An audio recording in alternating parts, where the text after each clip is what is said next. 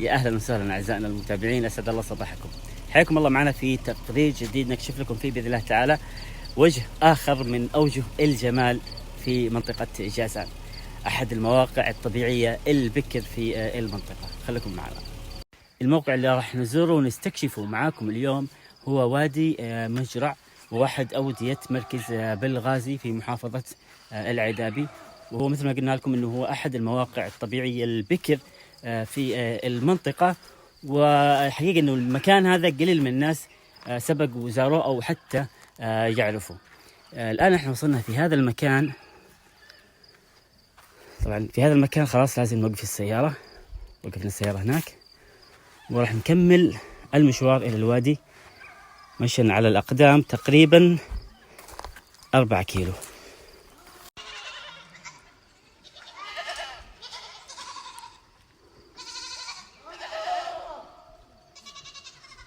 وكيف يوقف هنا؟ ينزل تحت. احنا ما زلنا في الطريق الى الوادي او المكان المقصود في الوادي، وهذه بس بوادر الجمال، تباشير الجمال.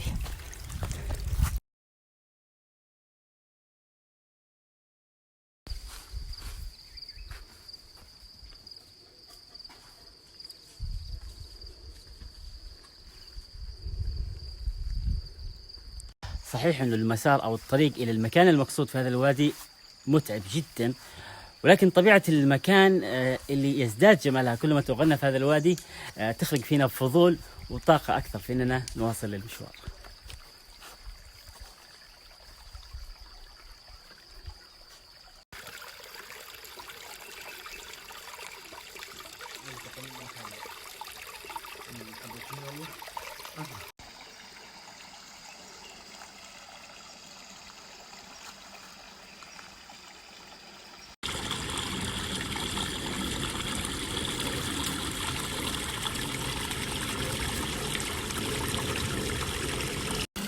يا الله على الجمال وعلى الطبيعة الساحرة في هذا الوادي.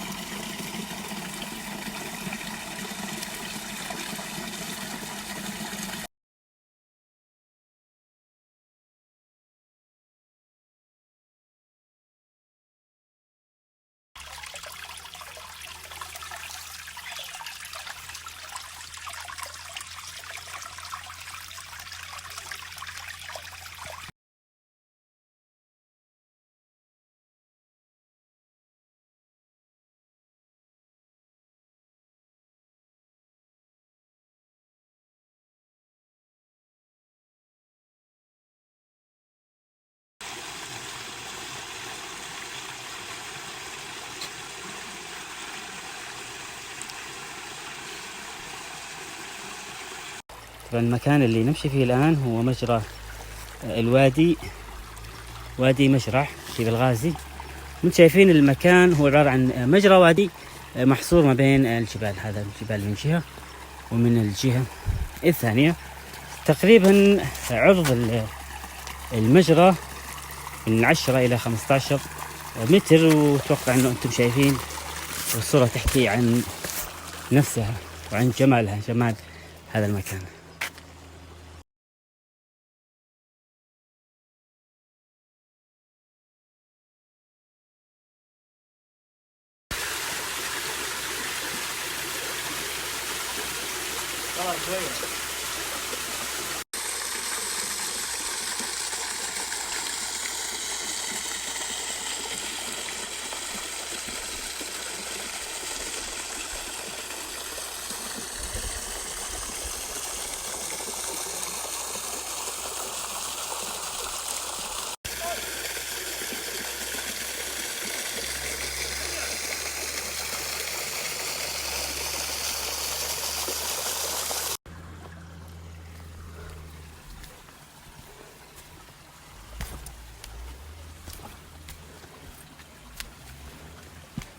الشيء اللي أضاف جمال استثنائي سبحان الخالق لهذا الوادي هو هذه التشكيلات الصخرية الكبيرة والعجيبة في نفس المجرى.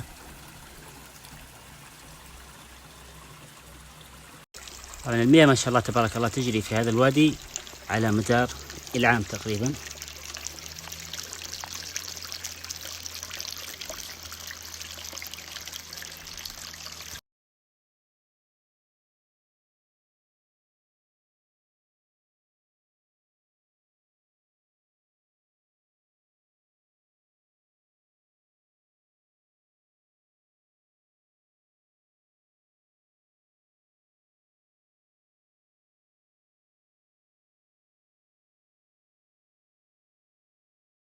كل ما تقدمنا وقطعنا مسافة أكثر في هذا الوادي كلما زادت جرعة الجمال.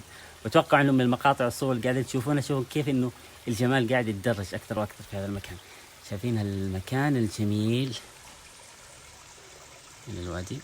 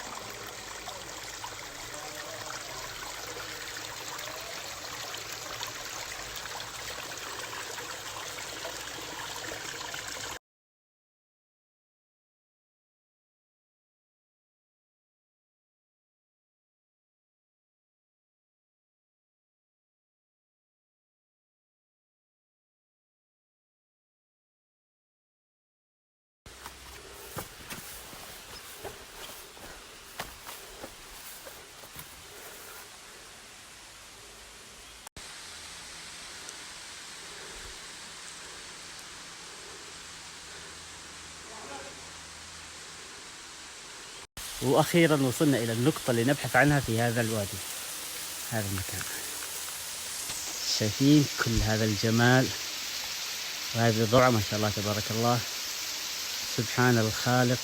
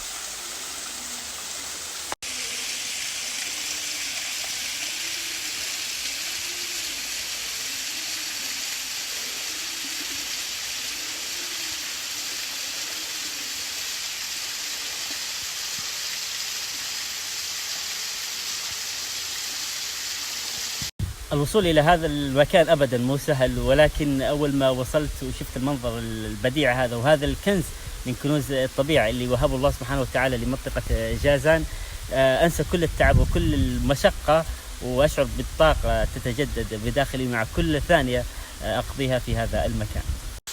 تأملوا معي هذا المنظر الفظيع، سبحانك اللهم ما أعظمك، والحمد لك على ما وهبته لمنطقة جازان من جمال في جبالها وفي سهولها، في شطآنها وفي جزرها.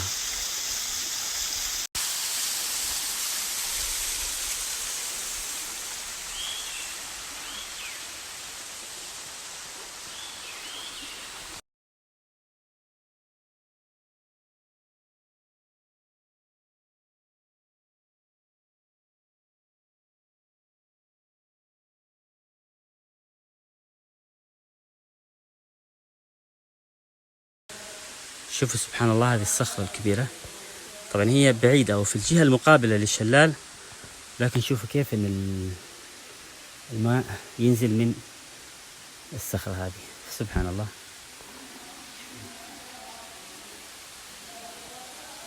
هي هنا والشلال في الجهة المقابلة. هذا واحد من الكهوف في هذا المكان الوادي، ما شاء الله تبارك الله. ندخل نستكشف. هذه الكهوف الطبيعية.